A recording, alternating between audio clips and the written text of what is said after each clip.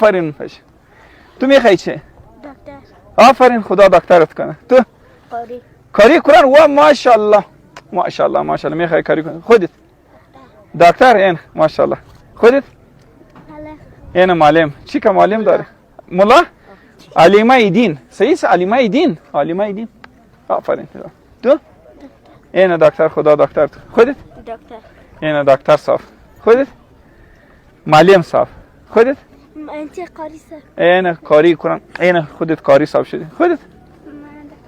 دکتر صاحب اینه میگم برای ما دکتر صاحب برای تو چی بگویم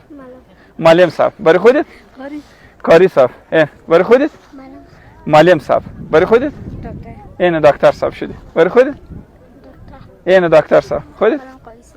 کاری صاحب خودت دکتر صاحب خودت کاری صاحب خودت می کلان شوی چی میشه این معلم صاحب شد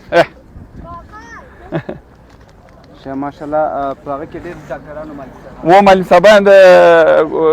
کاری صاحبانی خودت انجینر صاحب خودت معلم صاحب خودت چی بگو پلیس پلیس چی کم پلیس صحیح ده نه پلیس خودت نه عسکر نه پلیس انجینر صاحب خودت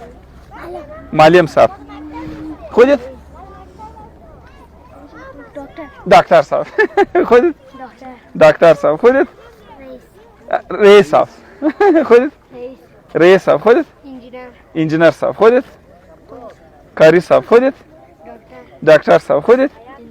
انجینر صاحب خودت دکتر صاحب خودت این کاری صاحب خودت دکتر صاحب خودت انجینر صاحب خودت خودت پیلوت خودت بر شما روانه دوستانو د علم زده کړه د لوی او مهربان الله جل جلاله امر دی د پیغمبرانو سنت دی د نن ورځې اړین او حیاتي ضرورت دی که د دې څخه نور هم وروسته پاتې کېږو دا په دې معنا ده چې خپل ژوند د لاس څخه ورکړو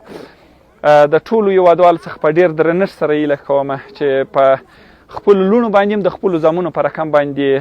د علم زده کړه وکړي ارزښت ورته ورکړي که د یو نارینه علم د هغه په هغه د یو نارینه علم صرف په ده پورې اړه لري چې د یو ښځې علم د ټولې کورنۍ او د جامعې علم دی هیله کومه راسئ په ګډه سره ووایو چې موږ مکتب وایو باعزته اوسئ